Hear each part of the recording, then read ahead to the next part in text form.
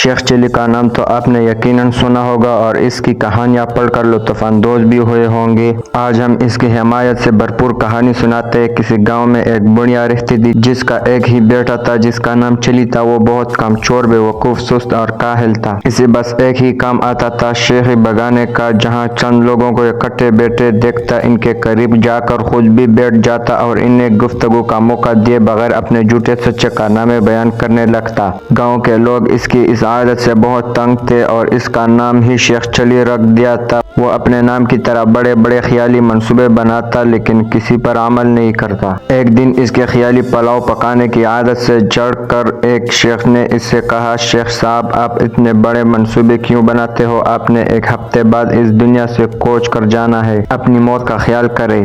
یہ سننا تھا کہ بے وقوف شیخ چلی کو ایک ہفتے بعد اپنی موت کا یقین ہو گیا اور اس نے اس کی تیاری شروع کر دی۔ پہلے اس نے قبر کھدوائی اور اس میں جا کر لیٹ گیا۔ 6 دن گزر گئے، کچھ نہ ہوا۔ 7ویں روز چلی نے سوچا کہ یہ اس شخص کے بتائے ہوئے ایک ہفتے کا آخری دن ہے، شاید اب موت کا فرشتہ آنے والا ہے۔ وہ یہ سوچ ہی رہا تھا کہ اس کے کان میں آواز پڑی، اگر کوئی اللہ کا نیک بندہ انڈے کی ٹوکری میرے گھر پہنچا دے تو میں اسے اجرت میں ایک اشرفیہ دوں گا۔ شیخ چلی اشرفیہ کا نام سن کر قبر سے باہر نکل آیا اور انڈے کی ٹوکری اٹھا کر سر پر رکھ لی۔ یہ دیکھ کر ٹوکری کے مالک نے کہا، شیخ صاحب ذرا سنبھال کر لے جانا، انڈے ٹوٹنے نہ پائے ورنہ ایک دمڑی بھی نہیں دوں گا، الٹا ہر جانا لے لوں گا۔ شیخ چلی بڑے غور سے بولا، میاں صاحب میں شیخ چلی ہوں، کوئی چھوٹا موٹا شخص نہیں ہوں، پورا گاؤں مجھے جانتا ہے۔ یہ کہہ کر وہ انڈے کی ٹوکری لے کر چلا گیا۔ خیالی پلاؤ پکانے کی تو عادت تھی، سر پر انڈوں کی ٹوکری رکھ کر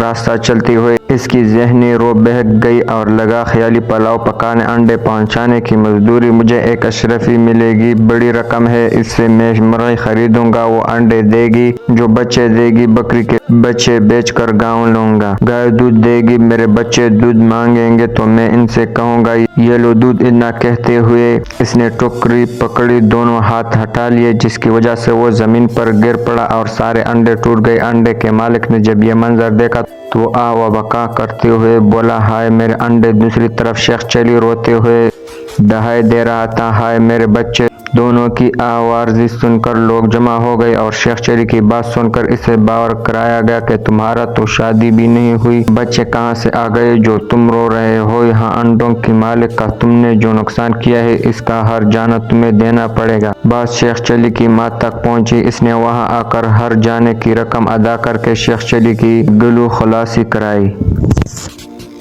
اگر ویڈیو اچھی لگی ہو تو اپنے دوستوں کے ساتھ شیئر کرو اور اس پیج کو لائک اور فالو ضرور کرو۔